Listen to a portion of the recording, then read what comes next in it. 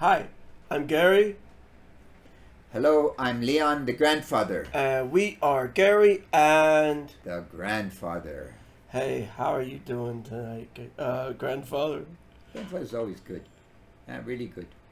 You know, my granddaughter is now, must be 2.5 months old already.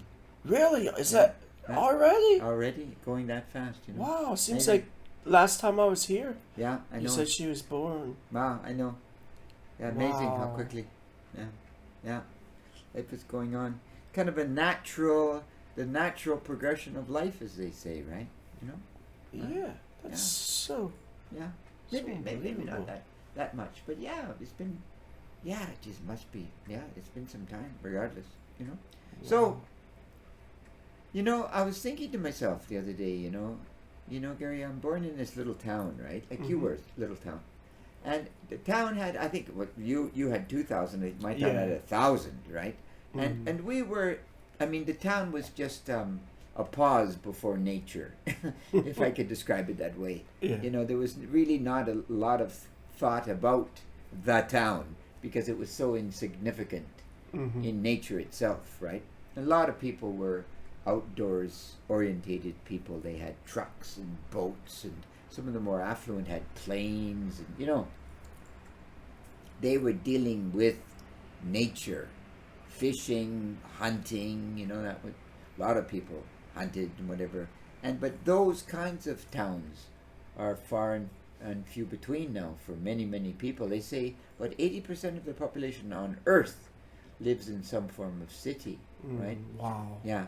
So we are so disconnected from nature, and that's part of the reason we have such environmental problems, apparently, is because, you know, I don't know how a chicken is raised and what milk doesn't come from a supermarket, and the meat I eat is just kind of nice, but it really comes from an animal before? Get out, you know? Yeah, You know? I know. So, I mean, that's increasingly a big issue, and the internet makes all those stories, you know, all those stories that we learned, you as well, even your generation learned as a child, and these stories were real, and now they've been digitized in some Disney fantasy, you know, so you have no real association with nature. It's all kind of stylized and artificial, you know, what have you. So, yeah, I think we have to be more aware, and if we really want to be in tune with this earth, we have to spend some time in nature, don't we? I mean, you're a big one on nature. I know you are. Yeah, I think, well, I'll tell you something. The other day I was at the hardware store, you know, because I started doing some rearranging in my apartment, you know, and I wanted to build some furniture and just do some changes. So I ended up walking over to the gardening section. Okay. Because, as some of you know, I think I've told you before, I have a cat, right? And cats, of course, house cats, they use the litter box.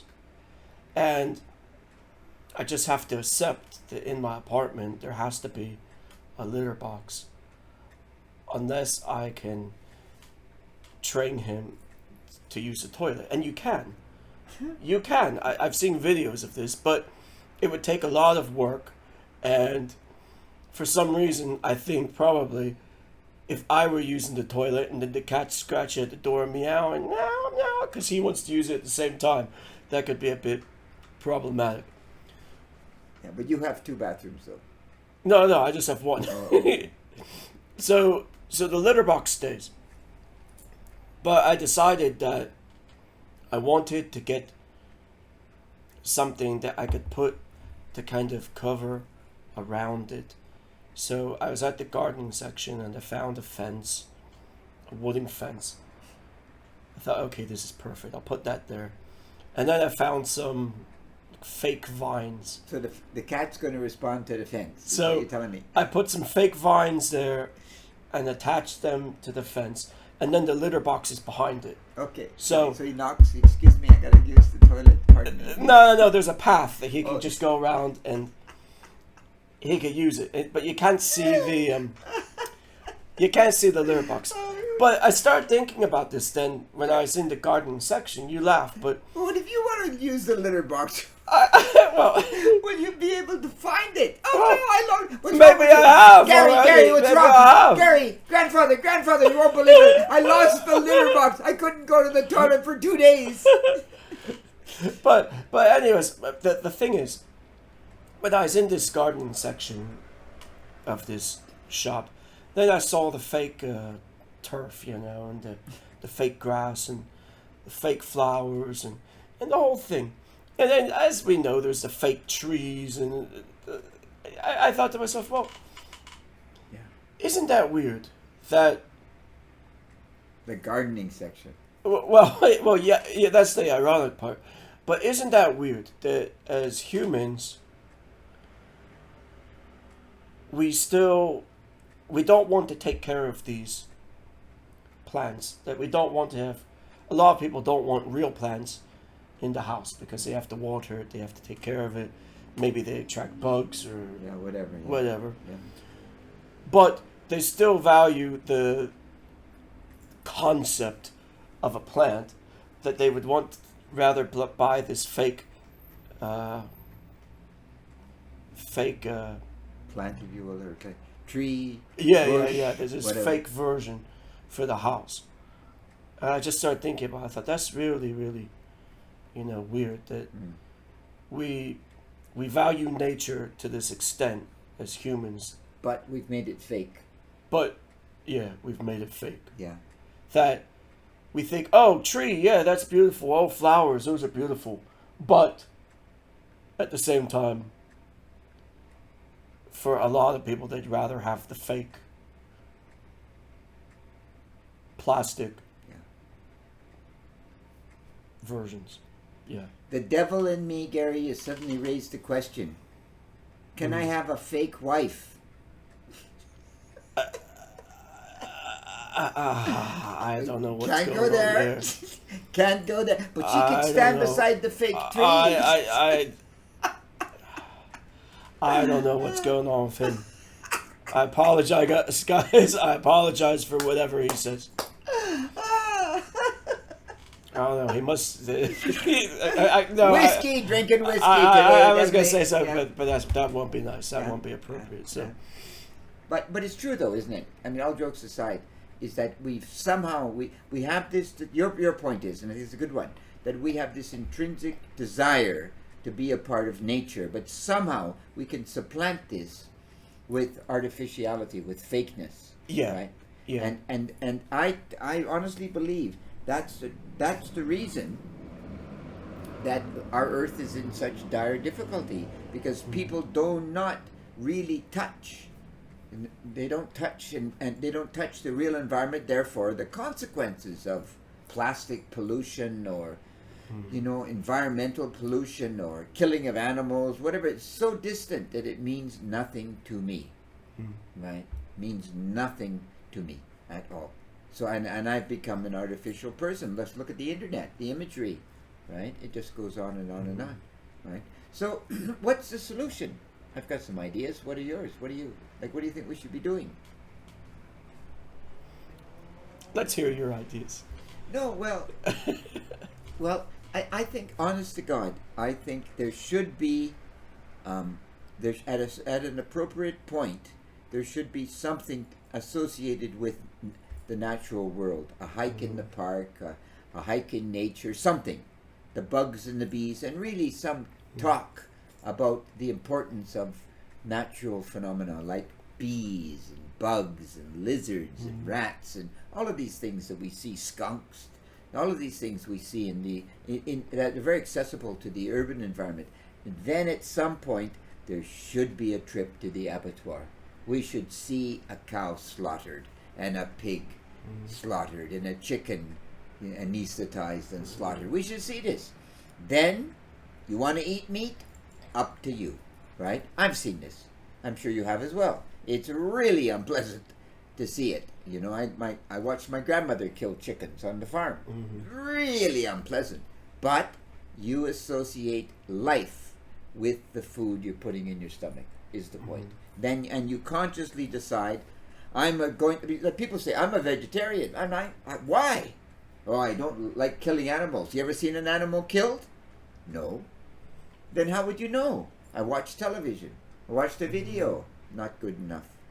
Not, I feel. You make a decision based on some concrete reality, right?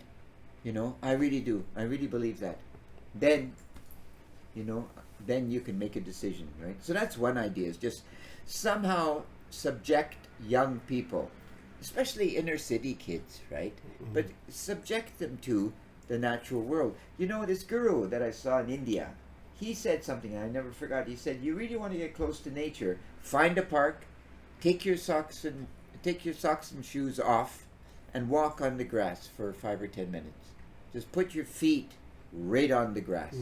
And it's true, I've tried it. It works. You feel decent. I had a girlfriend, you know, and Oh, you did? That's a surprise. no, don't tease. No, but this was a nice girl. And we used to go to a park, and we would not lie face up and look at the stars. We would lie face down and look at the clover and the bugs and the bees. And it's amazing the amount of life that goes on if you look into the grass. Amazing, you know. And I think that somehow, you know, like the guru was saying, you got to tune people to the natural world. And if you tune them into the natural world, you know, I think a lot of things change. First of all, you appreciate how fortunate you are to have this higher form of life. You're not a bug, a bee, a rock, a cockroach, right?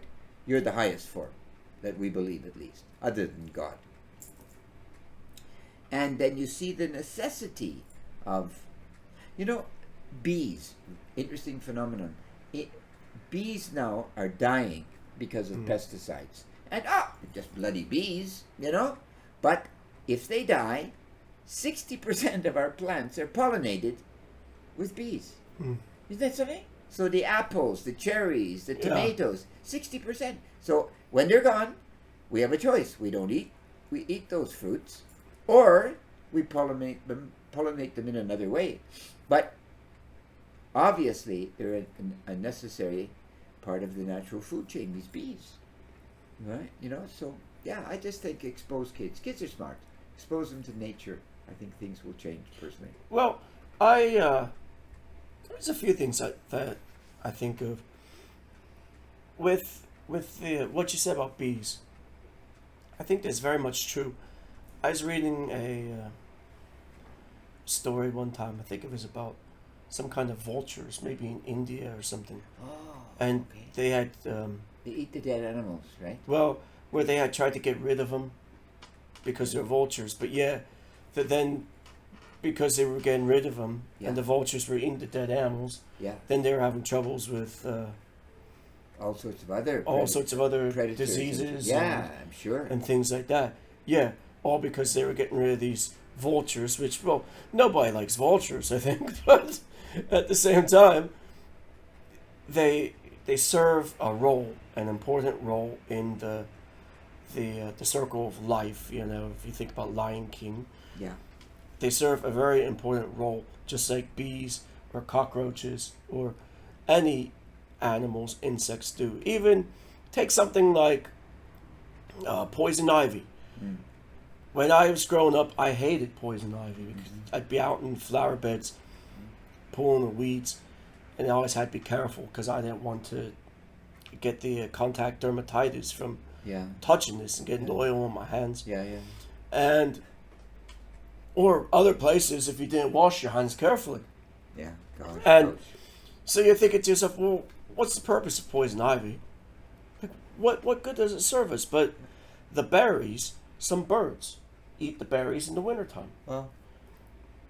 So, yeah, there's kind of important. And what you were saying about education, I think the one of the problems in the world with the situation of destroying the environment, I believe. And the reason I believe this is because I've seen it, maybe I haven't seen it personally myself, but I've read about it through history. So you take countries like America, England's the same, probably Canada, that 100, 200 years ago, when they were developing countries, they really didn't care about the environment. Period. And they were using coal, polluting the water, the whole thing. They didn't really care. But after the countries went from developing countries to developed countries, suddenly they started caring about pollution and the environment. Do they care as much as they should? Well, that's debatable. But the point is, people started to care. As it was a developing country, these were developing countries, the idea of the environment wasn't even in the minds of anybody at that time. And now, I think when we're going to places, other developing countries, such as China or Brazil or other places in Asia, for example, and you can see the same patterns happening, where the more developed they get,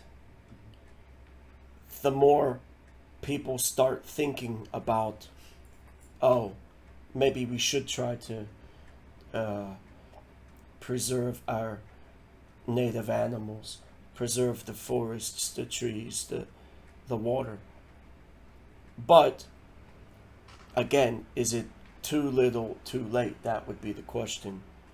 So that's, I think, the problem with trying to educate people, is the people who need educated about it the most, they are so it's so out of their grasp, the idea of protecting the environment, because they're still in a developing country. I suspect, rather tragically, that even in the first world, I mean, most of us pay lip service to nature, right? And let's say the Ukraine at the moment, the crisis with food. Food is going up. Now, everyone's upset about the price of food, but is anybody upset about the war? No. I'm just upset about it because it's coming directly from my pocketbook. And I think the environment is exactly the same. When the air pollution is so bad that I can't see, well, this is in England. They had a phenomenon that the sewers backed up in the 1850s or something, and they called it, forgive me, the big stink. The stench was so horrific they couldn't even run parliament. So out of this came laws that produced the great sewage system of London. And the reason London is a beautiful city today, which it is, of course, is because of this sewage system. People got so fed up with the stench. They were dumping, if you can believe such a thing, they were dumping 40,000 liters of sewage a day in the Thames River from the horses. It's just going in the river. The river died, right? And now there's salmon migrating again, which shows the resilience of nature as well. But I think we mostly play lip service myself. It's just a big marketing ploy on the part of big gas and big food companies, big fertilizer companies, and they create this image that we are sensitive to nature, but in reality, business as usual. Oh, well, I would agree with that as well. But my point is that for developing countries, it is even harder. It's not even on the agenda. That's right. That's not even on the table. That's right. It's like someplace all the way out there. It's not even, at least with these big business companies and things like that, there is awareness amongst people saying, I don't think this is right. What can we do our part and recycle? And that's right. That's because enough. only once there's dialogue, it can lead to change. Yeah, I agree. No, you're good. But if there's no dialogue at all, then But of course, the tragedy, apropos to your point, is where do the populations live? They live in those underdeveloped or undeveloped countries, right? And those populations are exploding. So they don't care about the environment, and they're running out of food, and they're running out of water, and they're gonna. I mean, there's no question that Africa was going to run out of water. No question. I mean, the major water sources I watched recently a whole series of videos on Africa's water system, filthy, and they're drinking this and disease associated with it, and on and on and on it goes, right? And so you're gonna see a lack of water, and then of course with that denuding the forest, you'll see the soil will wash away, lack of food. So the consequences will be enormous, right? You know, in the not too distant future. So well, you know, I really think, you know, sometimes I'll look at, as I'm walking along, and I'll even look at parks, because when you live in an urban area, you know, we don't have the joy of actual rural nature. Yeah, for sure. So you go to some parks and I look at the perfectly manicured lawns and the flower displays and everything, and I just think about it that, you know, for people who believe in a higher power, let's say a higher power, that, you know, God or whoever your maker is, if you believe that a higher power had created the earth, for example, and I think, well, how do they feel to see the earth being so torn up as it is? And as an example, in some parts of Asia, there's a nut. It's called well, it's not a real nut. I think it's a fruit, but they call it the betel nut, and it's popular in Taiwan, for example. And I guess you'd say it's a cash crop where, you know, you get these farmers and they always plant this. It's easy to grow, I think, and they'll sell for money. But because of this crop, in a lot of areas, they what the farmers would do, they take out the indigenous trees and plants that were growing in the area, and then they'd plant these betel nut trees instead. So they look kind of like palm trees or something, but different species. And the problem is, these betel nut trees, the roots are very, very shallow. And because of that, in this climate, if you get typhoons or heavy rains, like the plum rains or whatever, it causes a lot of mudslides. Well, that was that village that disappeared a number of years ago. Yeah, exactly, like that village, and that's all been caused because of betel nut planting. The betel nut planting, taking out the roots of, removing the other plants which had the deeper roots. Well. Yeah. What doesn't the state plan to do something? I don't think they're there yet, really. I asked one of my students years back, one of my classes. I asked them. I said, "Well, I said, do you think there's enough rubbish bins or trash cans or whatever around the city?" Yeah. They said, "Yeah." Why'd you ask? Almost the whole class said, "Yeah." And I said, "Well, I don't think there is, compared to, of any city of a large size." Yeah.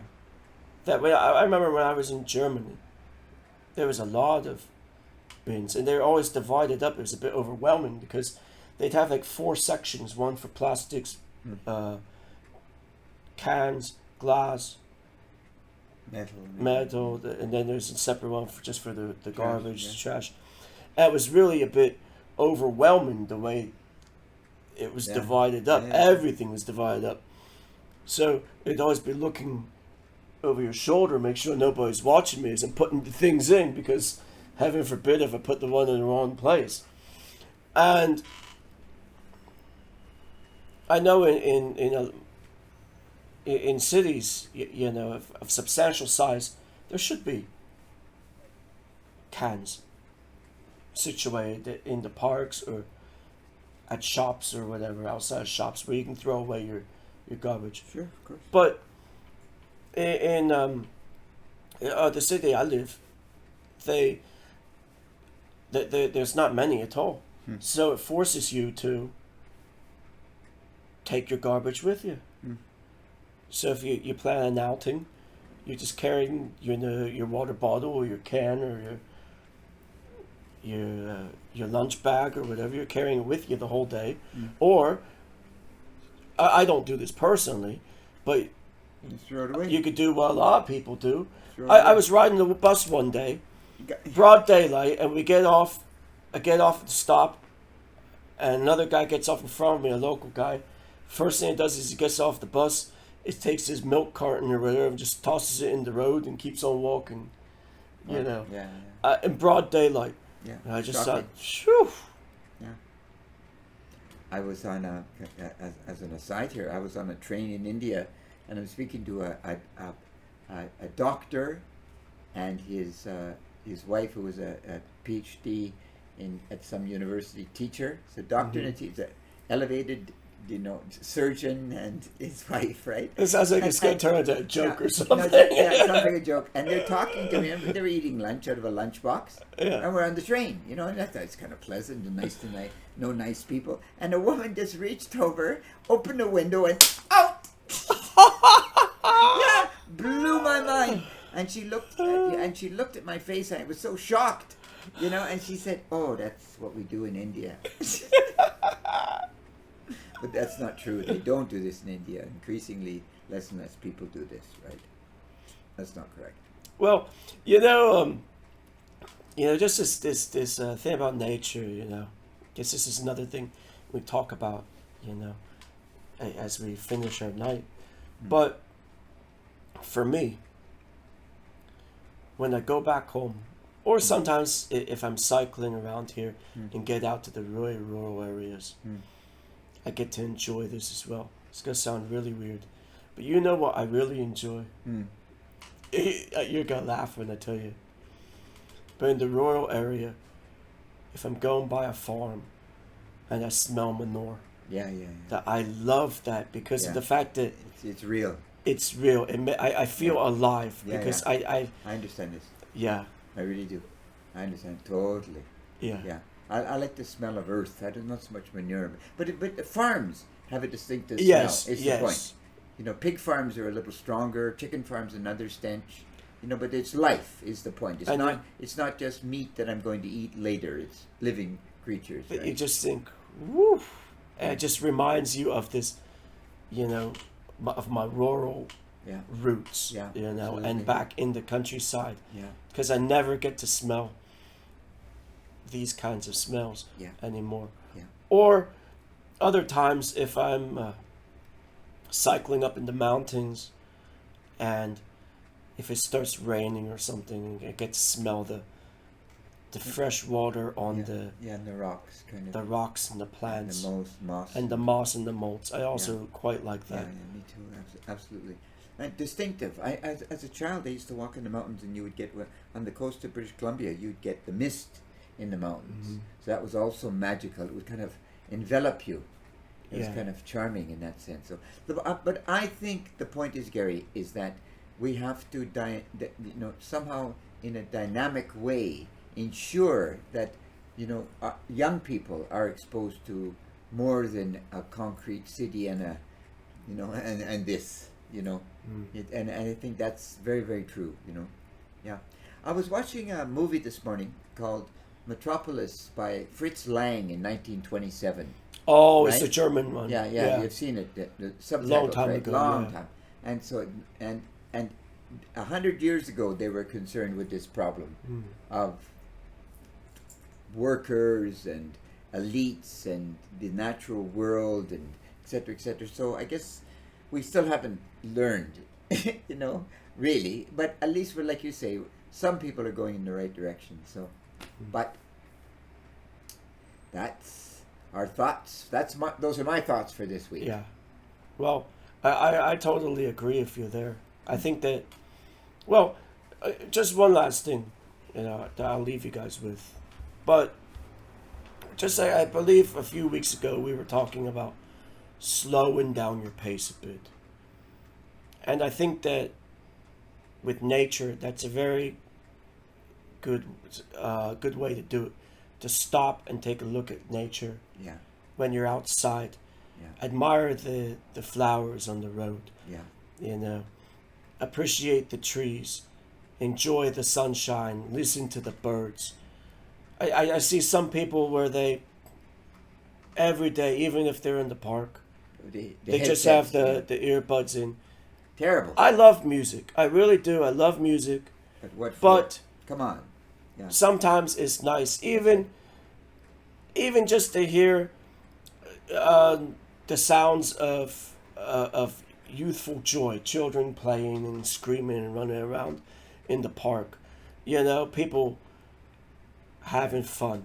Yeah. You know, I think that it kind of brings us back to simpler times, and it brings us back to our roots. Yeah. Well, I think I'll leave you with a thought. I think that life itself is a simple process, right? And I think we make it complex, and nature is complex, but it's still simple, if you know what I mean. You know, so and Yes. that's what I learned from nature, because eventually we will return to nature in some form. You know, be it may our DNA, our bones, or something, we will return to nature, and that kind of is, for me, that's a very comforting feeling, in a sense, right? Is that we will never escape nature, and that's, we have to treat her with great respect. Is the point, right? Yeah, that's You know? for sure. Yeah. Okay, well,